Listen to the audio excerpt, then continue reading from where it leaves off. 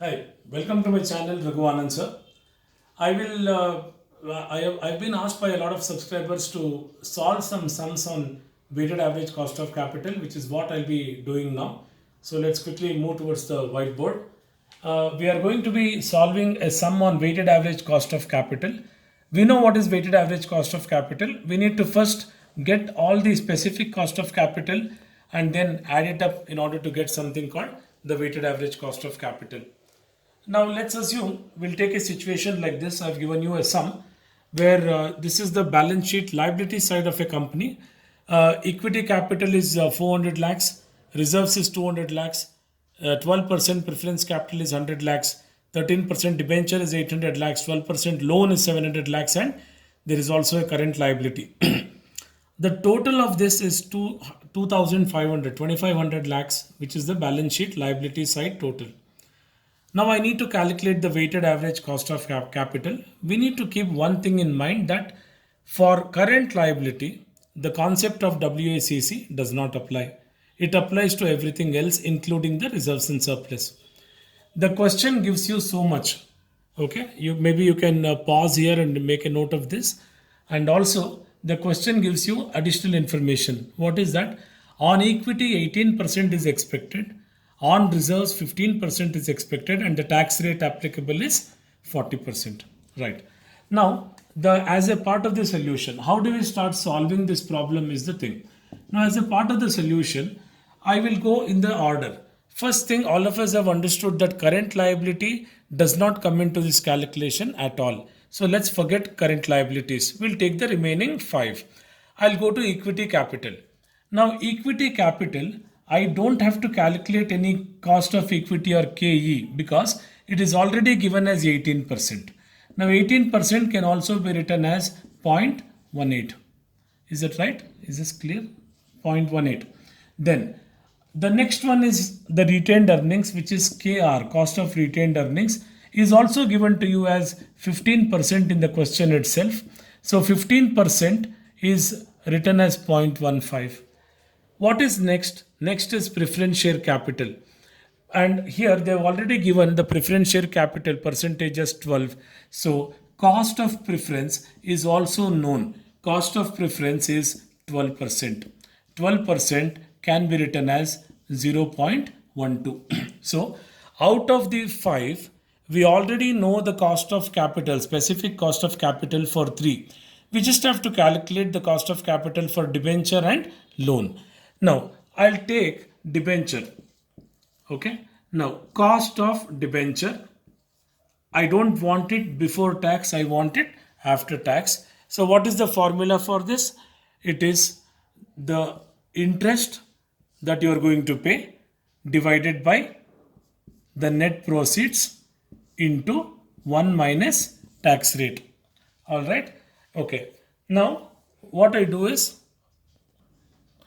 all right. So cost of debt after tax is equal to I divided by NP. I is the interest, NP is the net proceeds, into 1 minus tax rate.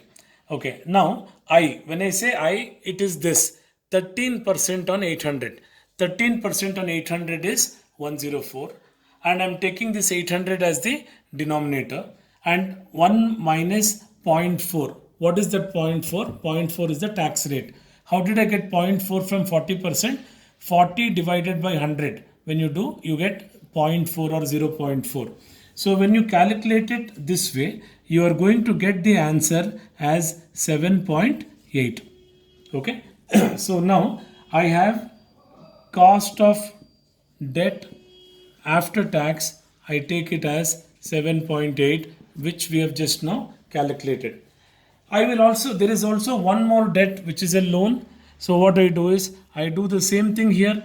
Cost of debt after tax is equal to I divided by NP into 1 minus tax rate. That is, I'll take 12% on 700. 12 sevens are 84. Is it right?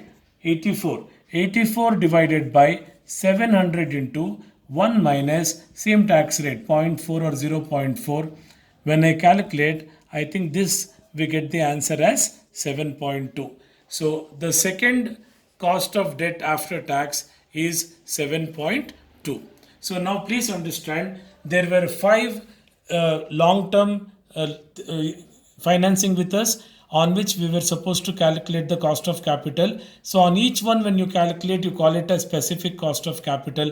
On the five, these three were already given, these two we calculated it. So please see here, these three were already given and these two are the ones which we have just now calculated. Now what I'll do is I will create a table and then we'll try to find out something called the weighted average cost of capital.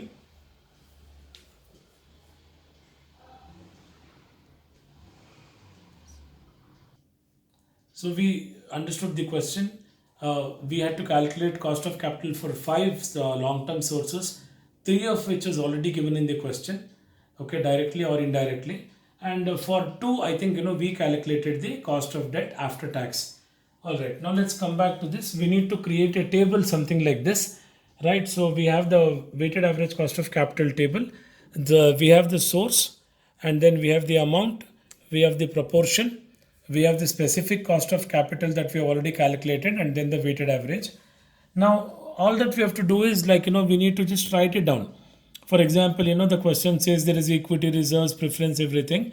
And if you see this, all right, and then compare it with this, I have not written the current liability. So here the total was 2,500, but here the total is only 2,200. And then I write down the proportion. This is the book value weights that I am doing. How do we get this proportion? How much is equity capital? It is 400 lakhs as compared to a total of how much? 2,200 lakhs. So it is, the calculation will be something like 400 divided by 2,200 into 100. So when you calculate this, you get the answer as 0.1818. So like that, I have done each of the calculation. For example, 200 divided by 2,200 into 100, 100 divided by 2,200 into 100, and so on. So we get the proportion, and this specific cost of capital, okay, we also know because these two was given. This is the preference that we took it from the question itself.